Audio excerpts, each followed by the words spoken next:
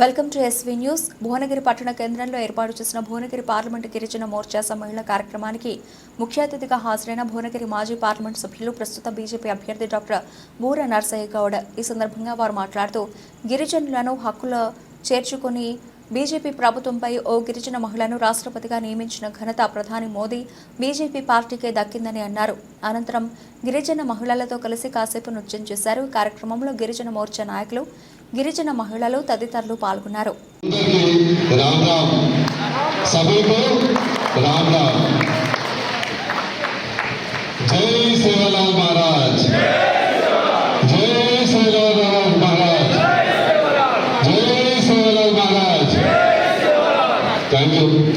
మేము ఈరోజు చేనేత భరోసా యాత్ర పెట్టుకున్నాం. దాంట్లో మా ఎస్టీ యూత్ హాట్ బ్లడ్ ఉడుకు రక్తం ఉన్నటువంటి మా ఎస్టీ యూత్ని కలవడానికి మధ్యలో రావడం జరిగింది. అందుకొరకే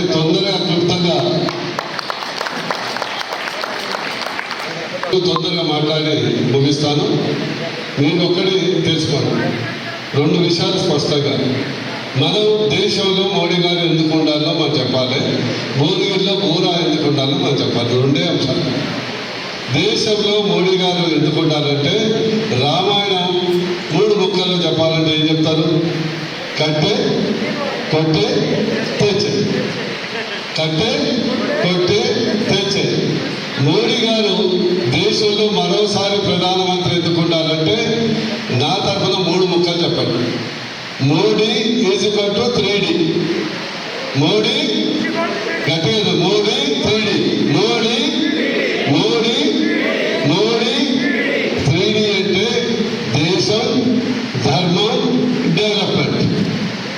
దేశం, ధర్మం, డెవలప్మెంట్.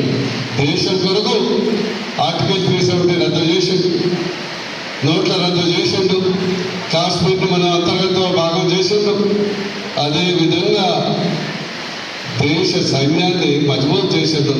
ఈరోజు మన శత్రు దేశాలు మన వైపు చూడాలంటే గజగజ వణుకులాడుతున్నాయంటే అది మోడీ కారణం. మన బాలయ్య సినిమాలో డైలాగ్ లాగా భారతదేశాన్ని చూడు, ఒకవైపే చూడు, ఇంకో వైపు చూడొద్దు,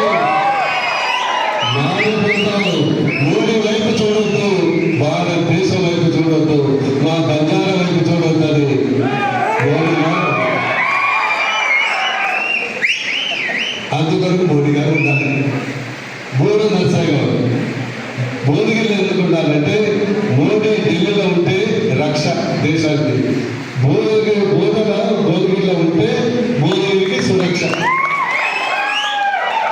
ఒక్క టౌన్లో 9,000 కోట్ల అభివృద్ధి, ఎయిమ్స్ 1,400 కోట్లు, కేంద్రీయ విద్యాలయ, పాస్పోర్ట్ కేంద్ర, MMTS, జాతీయ రహదారులు 524 కిలోమీటర్లు, 100 పడకల మాతా శిశు హాస్పిటల్, పాలిటెక్నిక్ కాలేజ్, కులవృత్తుల భవన్స్, నర్సన్న బీమా, కుటుంబానికి బీమా, ఇండస్ట్రియల్ పార్క్, తొందరగలలో పాకిస్తాన్. ఇట్లా నవరత్నాలు తెచ్చినటువంటి నిస్వార్థపరుడు, సౌమ్యుడు, కాదు భయం లేనివాడు, లక్ష్యం ఉన్నవాడు, లేనివాడు, కత్తి లాంటి వాడు, సౌండ్ రాదు, రిజల్ట్ ఖచ్చితంగా వస్తుంది. అందువరకు భువనగిరిలో మీ అన్న ఉండాలి, ఖచ్చితంగా ఉండాలి. ఈరోజు మన గిరిజన యువత కొరకు ఒక ఆదివాసిని, ఒక గిరిజన మహిళని మనకు రాష్ట్రపతి చేసినటువంటి ఘనత మోడీ గారు. ఈరోజు కేంద్ర ప్రభుత్వంలో 8 మంది ఎస్టీలను మంత్రులుగా చేసినటువంటి ఘనత మోడీ గారు. అందుకొరకు మనం మోడీ గారు వెంట ఉండాలి.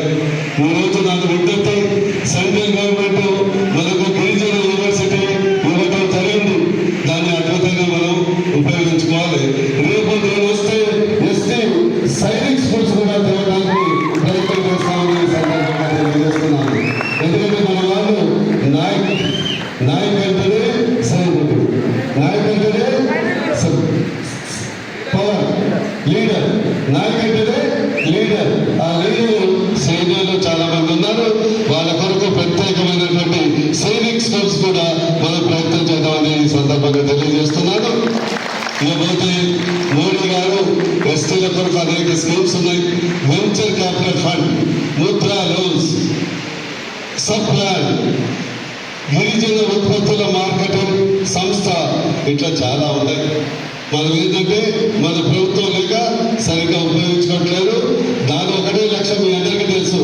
నేను ఎప్పుడూ ఒకటే చెప్తుంటా, మా వాళ్ళు ధనికులు కావాలి, మా వాళ్ళు ఆర్థికంగా ఎదగాలి, మా వాళ్ళు మంచి ఇల్లు ఉండాలి, మా వాళ్ళు ఇంటి ముందర మంచి కారు ఉండాలి, పైసలు ఉంటే పటేల్, మనం పటేల్ కావాలని నేను ఎప్పుడు చెప్తుంటాను. పైసలు ఉన్నాడు పటేల్, అందుకొరకు మీరందరూ ఆర్థికంగా ఎదగాలని నేను కోరుకుంటున్నాను. ముగించే ముందు నేను విజ్ఞప్తి చేస్తున్నా, ఈరోజు మన గిరిజనులు బంజారాలు ఒక్క మాట మీద ఉండే సమాజం. కాశ్మీర్ నుంచి కన్యాకుమారి వరకు